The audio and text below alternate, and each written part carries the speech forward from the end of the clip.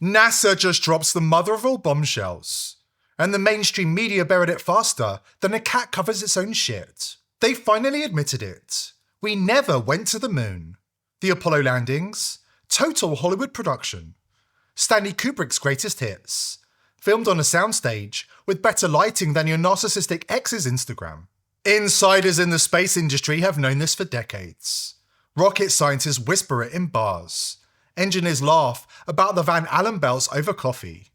Yet the official story still stands. And anybody who questions it gets labelled a tinfoil lunatic. So why now, after 50 plus years, is NASA suddenly spilling the beans? And why is the world still asleep? Here's the truth, plain and brutal. No human has ever been beyond 1,200 miles above Earth. Not in 1969, not in 2025. Not American, Russian, Chinese, ancient Egyptian, nobody. Low Earth orbit is the ceiling, always has been. Except supposedly for 12 guys who blasted 240,000 miles to the moon and back 6 times, using a computer weaker than the chip in your toaster, in 1969, when colour television was still a flex, and microwaves weren't a thing. Fast forward 55 years, and your phone has more raw power than every computer on Earth did back then. Every computer on Earth combined. We've got reusable rockets landing themselves like it's nothing. And NASA excuse for never going back? We lost the technology. Poof, gone. Apparently it was destroyed. But they won't tell us why or how. I'd go to the moon in a nanosecond. The problem is we don't have the technology to do that anymore. We used to, but we destroyed that technology, and it's a painful process to build it back again. The only limit to a human future is in our own imagination. Seems legit. But it gets even worse. For decades, every serious researcher begged NASA, let us study the original Apollo 11 telemetry tapes. NASA's first answer, oops, we lost them. 2,000 priceless reels, gone. Then the story flipped. Actually, we raised them and reused the tapes to save a few bucks during budget cuts. The only existing video of mankind's greatest achievement. Recorded over with routine satellite data because the agency was a little short on cash. That was their official line. Let that sink in.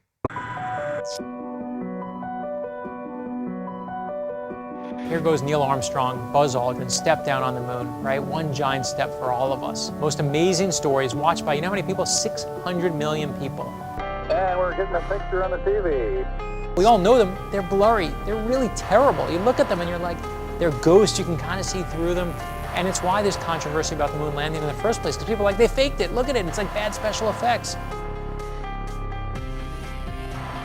You know what they think happened to the original moon tapes? Is they might have been taped over. Taped over, right? It's not a cassette. It's not an old mixtape from college. And I do want to tell you, like great mixtapes, you know, there was Melty Fresh, Belle Biv de Melts, Please Melts, Don't Hurt 'Em. Those tapes were precious to me. I still didn't tape them over. These are the moon landings. Apparently, they've since found the original tapes in a suburban garden shed in Las Vegas. Conveniently for NASA, they weren't found in a Hollywood basement used by Stanley Kubrick. Because let's face it, how likely is it that NASA would actually tape over the original footage of mankind's greatest achievements? Because of budget cuts. Really? Then there was the press conference where Michael Collins said they couldn't see any stars. We were never able to see stars from the lunar surface or on the daylight side of the moon by eye without looking through the optics.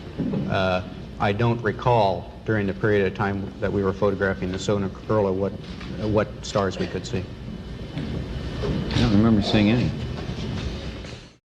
Then, in his own book published in 1994, he waxed poetic about how breathtaking the stars looked from the lunar surface.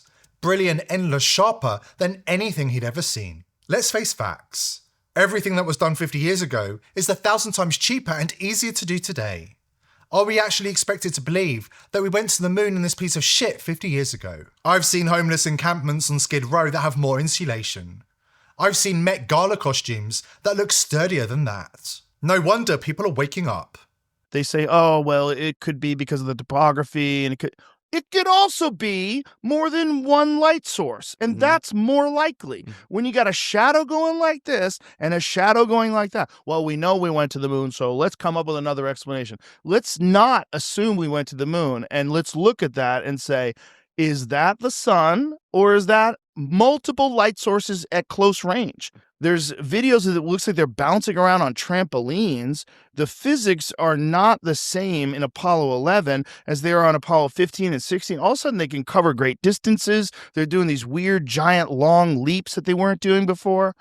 The whole thing's weird. It's really also weird. during a time where they were completely full of shit about everything. You had 3 networks. They lied about the Gulf of Tonkin incident that led us into Vietnam. They lied about who killed JFK. They lied about everything. MK Ultra. Everything.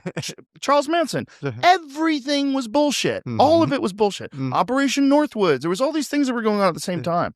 So it's like they were more than accustomed to lying. Why would they tell the truth and nothing but the truth about this one thing? NASA's own people are openly admitting Apollo was a Cold War psyop. The footage, faked. The rocks, terrestrial. The whole damn triumph, scripted. They're not even hiding it anymore.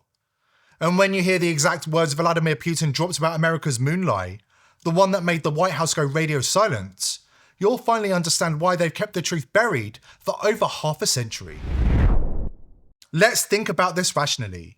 In 1969, we sent a tiny homeless tent covered in aluminium foil 250,000 miles away to a precise location, when even being 1/1000th of an inch off in any part of the launch would have caused the ship to miss the moon by thousands of miles. And yet, we landed it. We played golf with clubs somehow snuck into the craft without NASA's knowledge. And now, we can't even get humans past 1,000 miles above sea level. And now, the kill shot, straight from the Kremlin. Vladimir Putin asked point blank about Apollo. It was the greatest spectacle of the 20th century. America needed bread and circuses while her boys died in Vietnamese jungles. So they gave the world a circus on the moon. Pure Hollywood. The people cheered, the ratings soared, and nobody asked why the emperor was naked. Then the hammer. A Russian investigation fed the original 1969 footage into Google's latest AI forensic suite. Result? The AI stamped it fake. Synthetic imagery, composited frames, digital trickery. Watch Putin's reaction. He doesn't flinch. Just a cold half smile, like a man who's known the punchline for 50 years. На этом фото ей кажутся ненастоящими. В то же время вот фотография китайского лунохода у нее особенных вопросов не вызывает. А это то, что кажется не настоящим? Да, да, вот то, что красное. Сетка гугловская, не наша. Так, чтобы не было предвзятости.